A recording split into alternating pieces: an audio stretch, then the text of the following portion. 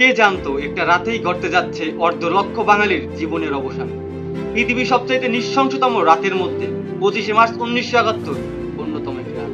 ঢাকা সহ ঢাকার বাইরে বেশ কিছু জায়গায় পাকিস্তানি সেনাবাহিনী নির্মম হত্যাযজ্ঞ চালায়। রাজপথ থেকে বাগান সব জায়গায় রক্তের গন্ধ ছড়িয়ে পড়ে। মানুষ যে এতটা নিষ্ঠুর হতে পারে তা অপারেশন সার্চলাইট না হলে বোঝা যেত না। মুজিবের 7ই মার্চের ভাষণ শোনার পর থেকে বাঙালির মধ্যে যে স্বাধীনতার চেতনা টকবক করে যাচ্ছে তাকে রুখতেই এই বাঙালি নিধন যাত্রা অপারেশন সার্চলাইটের শুরু হয়।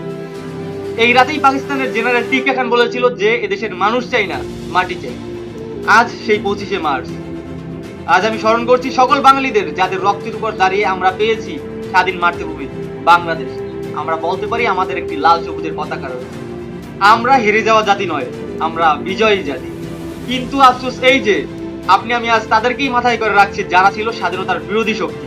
স্বাধীনতার আজ অর্ধ শতাধিক বছর পরে যেই পাকিস্তান আমাদের রক্ত শোষণ করেছে সেই পাকিস্তানের পতাকা উত্তোলন করে পালন করছি পাকিস্তান দিবস।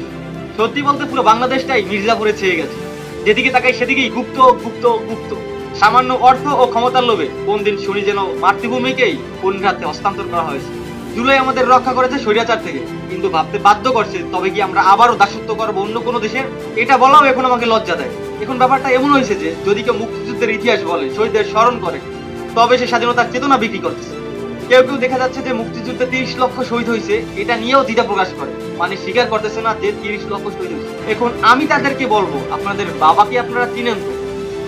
একজন বা 30 লক্ষ যাদের বিনিময়ে আমরা স্বাধীনতা পাই না কেন, পাকিস্তান আমাদের শত্রু ছিল, আছে, থাকবে। যারা দেশের মানুষ না, মাটি চেয়েছে, তারা কখনোই বাংলাদেশের বন্ধু হতে পারে না।